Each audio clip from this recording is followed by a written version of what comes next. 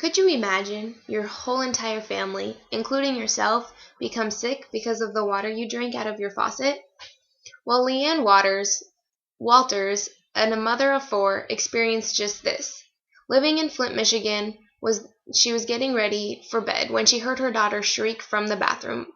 She ran upstairs to find her 18-year-old standing in the shower, staring at a clump of long brown hair that had just fallen from her head. Walters was alarmed, but not surprised. The entire family was losing hair. There had been other strange things going on through the previous months. Twins, Gavin and Garrett, kept breaking out in rashes. Gavin had stopped growing. On several occasions, her 14-year-old had suffered from abdominal pains so severe that Walters took him to the hospital. And at one point, all of Leanne's own eyelashes have fallen out. The family, as you guessed, was suffering from effects of the lead in Flint water supply. The contamination will have long-term, irreversible consequences on the city's children. The contamination was discovered in April of 2014. In an attempt to save money, the City Council of Flint, Michigan voted to purchase water from the Karagandhi Water Authority instead of the Detroit Water. The KWA was not supposed to be finished until this year, so they decided to rely on its backup, the Flint River. After switching, residents found that their water was contaminated. The governor declared an emergency because of the elevated levels in lead found in its general water supply. Now, Leanne Walters was not the only family that's affected in Michigan by this. The whole entire city will be affected by this water switch. How is the Flint water crisis affecting people, and what can we do to help? The Flint water crisis is a drinking water contamination issue in Flint, Michigan. The first sign of this crisis was in April 2014, almost exactly 2 years ago. Flint, Michigan is located 66 miles northwest of Detroit and right along the Flint River, and is home to 102,434 people. The largest group of freshwater bodies, the Great Lakes, is located about 70 miles away. For some reason, Flint's residents can't get clean water from their taps. The state decided to save money by switching Flint's water supply from Lake Huron because they had to pay the city of Detroit for the water from Lake Huron, so they switched to the Flint River. According to an article by Sarah Ganem and Lynn Tron from CNN.com, the locals know the river for its filth, so they were really shocked when they heard the news about the switch. Okay, so the switch in the water supply happens. Not long after, the water started to look, smell, and taste funny, but there was nothing funny about it at all. Most people thought it was sewage, but actually it was iron. Researchers from Virginia Tech discovered the Flint water to be highly corrosive, 19 times more so compared to the water from Lake Huron. On top of all of that, the State Department of Environmental Quality wasn't following the law by not treating the Flint River water with an anti-corrosive agent. The worst part of this whole thing is that about half the service lines to Flint homes are made of lead. Since the water wasn't properly treated, lead began getting into the water supply. Lead and iron can do very harmful things to people. Dr. Mona Hanna-Attisha was seeing many children that had bad rashes and hair loss.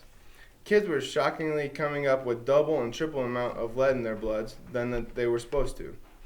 Lead poisoning does lots of things to your body. It drops your IQ, affects your behavior, and has been linked to criminal behavior. And it doesn't stop with that one person either. It is passed on through many generations of people. This has become a problem in not just Flint. Detroit, Baltimore, Washington, and most urban cities have had some lead poisoning issues in their more poor areas. Almost immediately after the switch to the Flint River, users began to complain of a foul-smelling, discolored water, and some residents broke out in a strange rash. 87 people developed Legionnaire's disease, which resulted in 10 deaths, and that was according to CNN. Some suspected that the water is at least partially to blame, although this has not been proven yet. Many people moved away from this unhealthy water, but many people cannot afford to leave, so they have to stay, especially the old and the poor. Flint, Michigan has switched back to the Detroit water back in October, and experts are trying to recoat the pipes with chemicals. So far, none of this has worked, though. Water filters are being distributed for free throughout the city. However, they do not fit some people's sinks, and some people say that they are finding high levels of lead even in their filtered water. The people have resorted to getting their water from local fire departments. According to the Washington Post, one family, the Bentley family, is considering leaving because of this water crisis. This family has been in Flint, Michigan for years, ever since his great-grandfather moved there. However, the only way that the Bentley family can get safe, clean water is if they go to the local firehouse every single day and get a case or two from their local National Army Guard. The family only drinks and bathes in this water because it has not been exposed to the poisonous lead. People bathe less and often limit their time in the shower. Some refuse to let contaminated water touch their skin and have found other places to clean up outside of Flint. Some cook with the city water, and others keep large jugs of bottled water to clean and prepare their food. Now, you may be wondering, how is this lead affecting other organisms in our world, like the plants and the animals around Flint, Michigan? Well, according to Lead Action News, evidence exists to show that lead at the concentration occasionally found near roadsides can wipe out populations of bacteria and fungi on leaf surfaces and in soil. And this can lead to a significant impact, given that many of these microorganisms are an essential part of decomposing, and that is part of course, the food chain. Lead in the air may be transferred to plants directly through fallout or indirectly through the take-up of the soil. The pattern and the degree of the lead accumulation are largely influenced by the state of the growth of the vegetation. Lead doesn't only affect animals and fungi, though. It can also affect animals. Lead, again, according to the Lead Action News, lead affects the central nervous system of animals and inhabits poison and the poison will reach the blood flow and can be carried to the major organs like the heart, the liver, and the kidney.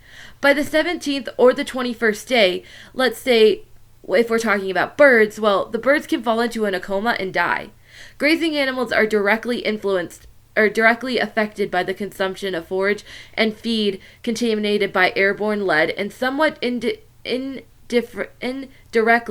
by the uptake of lead through plant roots. Invertebrates may also may accumulate lead at levels toxic to their predators. So it's not only affecting the humans, it can affect the organisms around it, like the plants and the animals. And again, these are essential to live, so without them, it's very dangerous. How are the people surviving in the poisonous city of Flint today? People learn to cope with things, as life as we know it is always changing, even when it is as severe as a lead contamination that developed into a water crisis. As officials try to solve the long-term problems, the short-term responsibilities lie in the hands of volunteers. Volunteer Virginia Bilesko goes door to door in Flint delivering cases of clean water. When interviewed by Kane Faribaugh from the Voice of America, she said, "If you can't afford to leave an area and you're stuck in it, think about everything you do. Brushing your teeth, showering, cooking. I mean, we use water for a lot more than just drinking water." The people of Flint are forced to cut down on water usage and live life in a much more conservative fashion. Terrence Johnson, also a resident of Flint, claimed that he hasn't had a real shower in 1 year. Also, when asked if leaving Flint, he said, "No, this is my home." The strong people of Flint are learning not to take their water supply for granted. Businesses in Flint are also suffering. Atanas Z, who was interviewed by Brenna Hawk from the Detroit Eater, owns a local restaurant where he is struggling to make ends meet. He is considering closing his doors after 20 years in the business. Nobody wants to eat out anymore. The people of Flint are having a very hard time trusting anyone after being lied to for so long. Restaurants were forced to install commercial-grade filters for $1,800 each, which did not help their business. The economy as a whole in this Michigan city has taken a huge blow since they are unable to attract people to live, work, and go to school there. The water source has been switched back to Lake Huron Many people wonder if people have done anything to try to help this problem, but it has been switched back to the original lake. Teams of professionals are still working to test the water to find out when it'll be safe to consume again. But many people have picked up the free filters that are offered in their community, but a lot of them say they will never use their tap water again. They do not trust it, and many say that they won't use it even if it's for a shower or to wash their clothes. As we all know, this horrible crisis has hurt the people of Flint, but it has also negatively affected the environment. Humans were not alone in consuming the beer water, as it is commonly referred to as in Flint.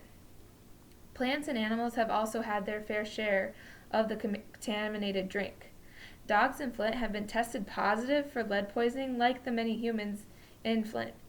Lead affects animals the same way it affects people, says Sammy Hanna of Vet Tech in Michigan.